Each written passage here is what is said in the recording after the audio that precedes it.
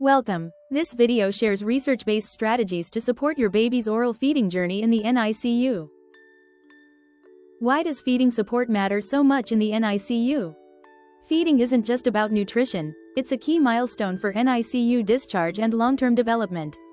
Research shows that when feeding skills are supported early, babies grow better, stay in the hospital for a shorter time, and bond more closely with their parents.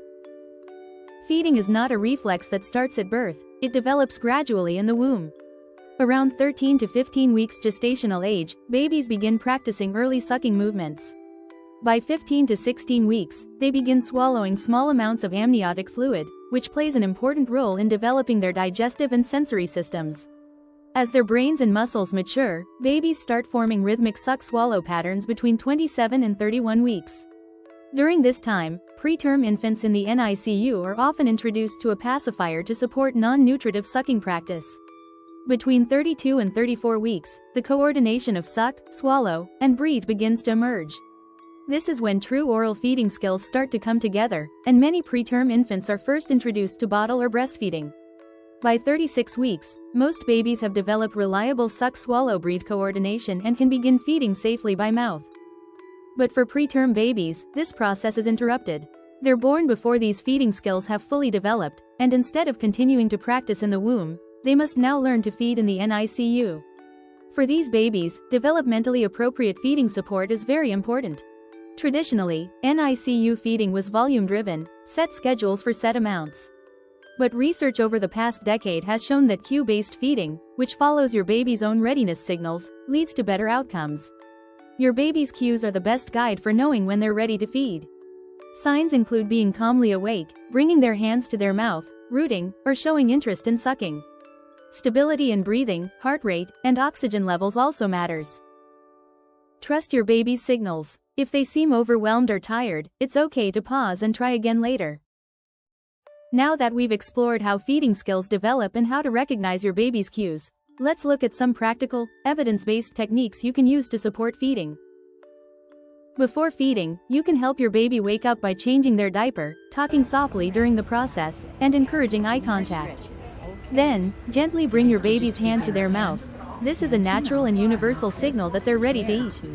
Stroke their lips in a gentle up and down motion, then move toward the corners of the mouth to trigger the rooting reflex. If ready, your baby's head will turn toward the touch. Next, use a clean pinky to massage their gums from side to side. Your baby's tongue should follow this movement. Then, use the finger pad of your pinky to gently massage the roof of the mouth, or palate. When your baby begins to latch with their tongue and suck actively, that's a strong sign they're ready for the nipple. To help your baby latch well, gently place the nipple at the side of their mouth and angle it upward toward the roof. If your baby doesn't start sucking right away, try gently pulling the nipple out just a little, then re-offer it. You can also lightly touch the middle of their tongue with the nipple, then tilt it back toward the roof of their mouth to help trigger their sucking reflex.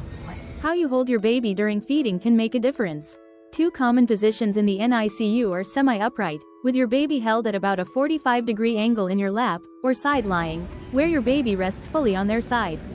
Research shows that side-lying may reduce the risk of aspiration, improve swallow timing, and help babies coordinate sucking, swallowing, and breathing more easily. It also slows the flow of milk, which gives your baby more control during feeding.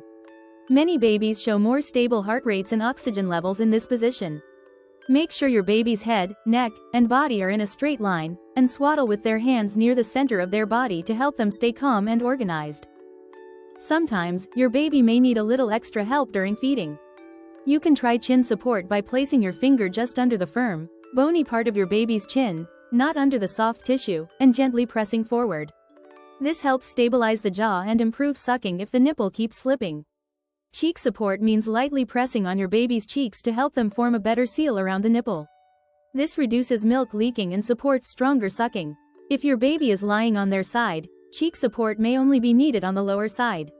Some babies also benefit from paced feeding, a method that gives them time to breathe and swallow. If you notice wide eyes, eyebrow lifting, or head turning away, it's a sign your baby may be overwhelmed. Instead of pulling the bottle out, simply tip the bottle downward to pause milk flow while keeping the nipple in your baby's mouth. This gives them time to breathe without additional milk. Once they seem calm and ready, tilt the bottle back to resume feeding. Many babies only need to be paced at the beginning of the feeding, and then they develop a rhythm and can finish without intervention. Frequent burping can help your baby release swallowed air and reduce discomfort. There are several gentle techniques you can try. First is the sit-up still method. Hold your baby upright, resting against one hand, while the other supports their jaw, just under the chin, not the throat. You can also try the gentle rock. In this method, your baby sits upright as you gently rock them forward and back, or side to side. The back patting, rubbing, or kneading method is another common option. You can hold your baby upright, over your shoulder, or lay them on their side and gently pat, rub, or knead their back. If your baby is lying sideways, be sure to switch sides to keep it balanced. Finally, the Simba hold. Hold your baby upright with your hands gently supporting under their arms. As you count to 5, you may notice your baby making a stepping motion with their feet. This can help release gas. Every baby is different. Try a few of these and see which one helps your baby burp comfortably. Thank you for watching this video. If you have any questions or need support with your baby's feeding, please don't hesitate to reach out to your NICU team.